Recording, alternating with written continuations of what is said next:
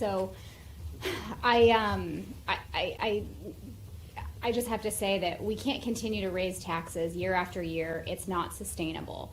But I look at the needs of our community and they're quickly growing. Our public safety needs major resources. Our teachers need compensated fairly, and we need to ensure that money is being spent in the classroom on educating our students. We also have some major capital improvement needs for the new high school, the new elementary school, and as we know, class sizes is another predictor and a good way to drive off good teachers. I want to attract and retain teachers with experience, so if that means we need to press for a teacher compression scale, then we need to figure it out and get it done. When I look at the two budgets, county budget, which is worth 25% of the tax revenue, and the school budget, 60% of the tax revenue, I do see some discrepancies here. When I campaigned, I said we needed total transparency in the budget, and I look forward to working with the school board and Dr. Kisner on that budget in our budget sessions. We have to be fiscally judicious and make sure the budget is allocating the money to the right places. Now, I say all of this, and when I go through the county budget, and the more I dig into the details, I find money that we should be reallocating to the schools and to public safety. For example, permits and zoning is operating at a $500,000 deficit, and it's being offset by the taxpayer. That's 5 police officers or 7 teachers. I would like to immediately start a reassessment of our fee structure so that we're not letting developers get away with not paying their fair share in expenses. We have a department that's funded by the taxpayers at $700,000. They are underperforming. Where's the movie theater? Why is the Quiet Town Center empty? Why do we have no businesses being brought to the county? More storage units and nail salons are not going to do it any longer. We need businesses to diversify our tax base so it doesn't just rely on real estate and personal property taxes, so we don't continue to stay in this position. When I look at their performance, the report, it's gone down, measuring the success by the number of people who call in. That is the justification on why taxpayers should be paying almost $700,000 to fund a department. We can do better, and we should do better. Department operating costs have increased year over year by almost every single department. We keep adding employees every year to county staff. There should be a 10% reduction in operating costs, excluding public safety. We prioritize parks in our CIP over schools and fire stations, and this needs to stop. The people of Stafford deserve better, and we're going to dig in and make some changes. And I will not authorize over a $1.1 million pay raise administration departments this year at 3% when public safety doesn't get them. And I will only support a budget that gives teachers a raise and ensures the school board implements the compression scale. And if that means we have to go to categorical funding, then so be it. I am sure when we get into the tough details, there's also some spending in the school board's budget that would be nice to have instead of a need to have, so that we can make sure we start implementing teachers on the compression scale this year and provide them a raise. I did notice that the school board increased several items above and beyond the superintendent's request about that on March 10th.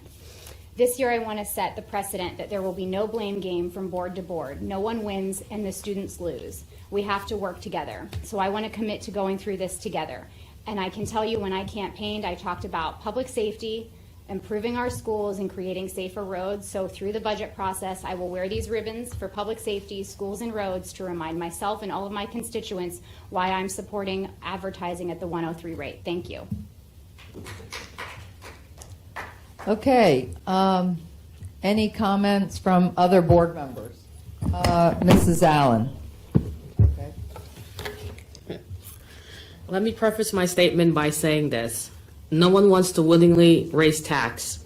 We raise taxes out of necessity. And as a growing county, second fastest in the Commonwealth, we have to. Relying on,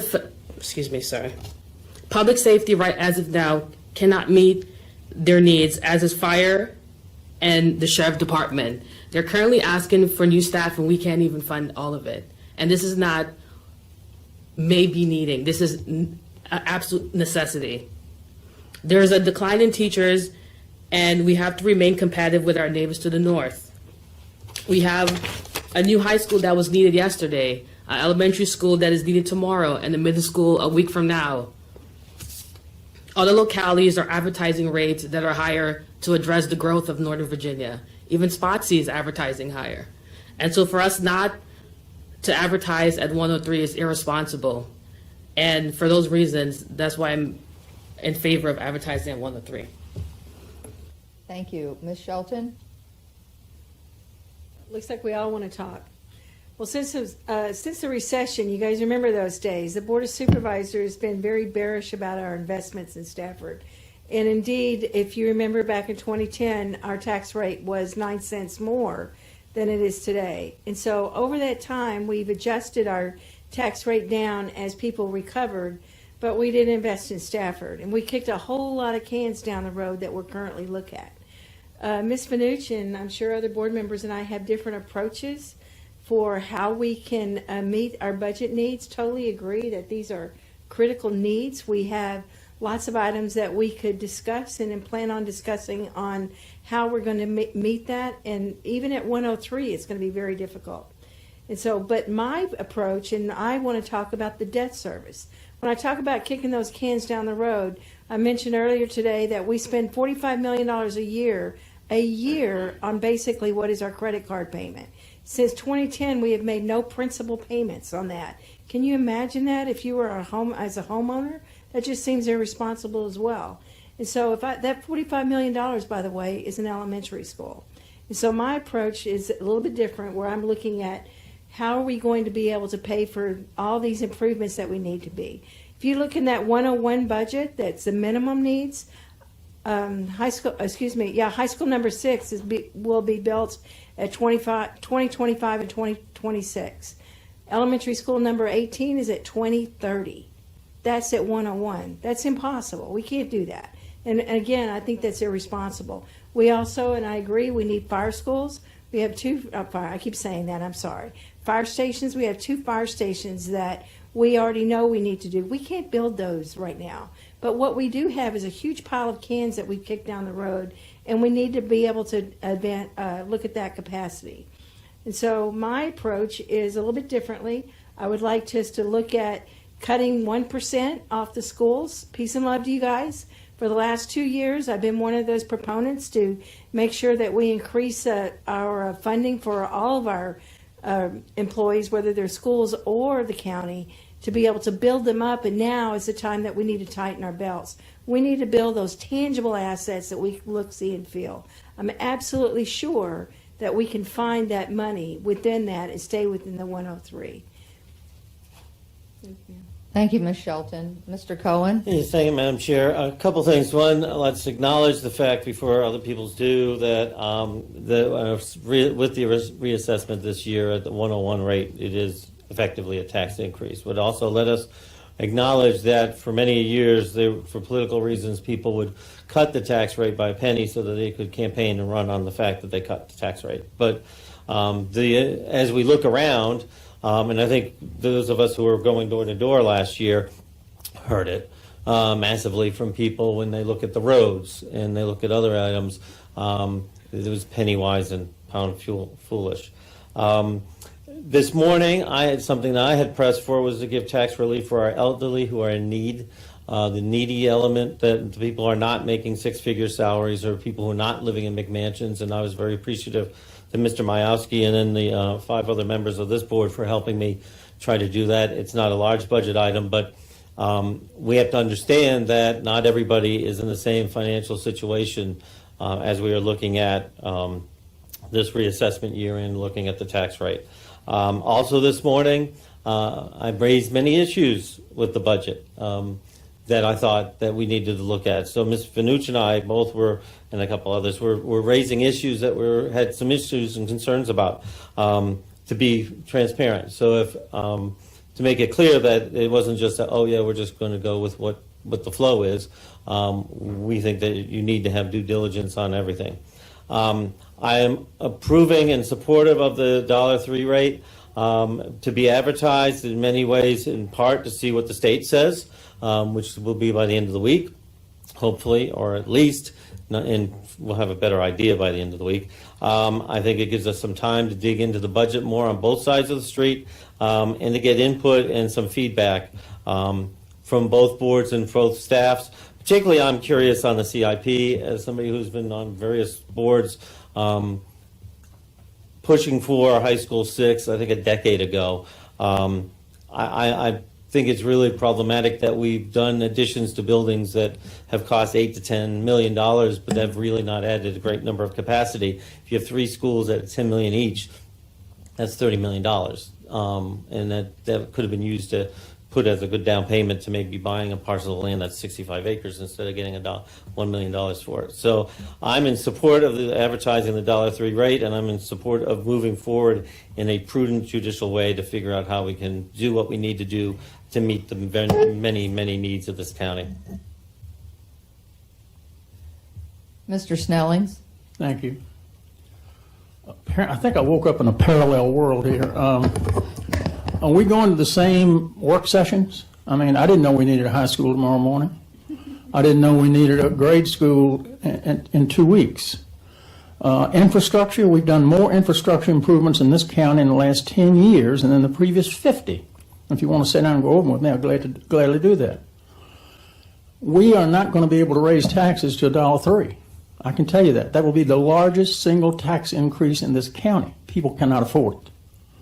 So I want to vote against a 103 advertisement, and I will certainly not vote for a 103 tax increase.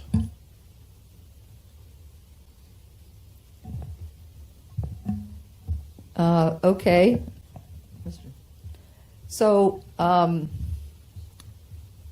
given that our board just got these school board books, I was the only one that got this last week, so I had an opportunity to review it. And we also all got a very small package from the presentation that was done in front of our board. But I feel that it would not be fair if we did not at least authorize a tax rate that's higher than the 101, given that the rest of the board members have not had an opportunity to really review what's in the school board's budget. And I feel on behalf of the taxpayers and the entire school system, that's our responsibility to do that, to have an opportunity to make those adjustments if we choose to do so. If we authorize and advertise at 101, we cannot go above 101. So I'm trying to be fair to all concerned here. I'm not a fan of increase in taxes, but we do have needs in this county. We're going through the budget right now. There are definitely things that we need and there are things that we want. And it's just like our own personal wish list at home. You can't have everything at one time. So I look forward to working hard as we did for 2 hours today with the board and analyzing what we need in our budget and what we want. As a number of my colleagues have said up here, our public safety staff has been grossly underpaid for many years. And public safety is changing. We don't have volunteer stations that can run all the calls in this county anymore. And when we add 9 firefighters to a station, it's $1.2 million. 1 cent on our tax rate right now generates $1,780,000. Is that correct, Andrea? So if you put 9 professional firefighters in a station, it's $1.2 million. Everything costs money. Benefits are 30 to 40% of somebody's salary. It's not 20% like it used to be 10 or 15 years ago. So with that, I think we've had sufficient discussion. And now, if there's no other discussion, if we could cast the vote. First, we will vote on R20-41. Please cast your vote.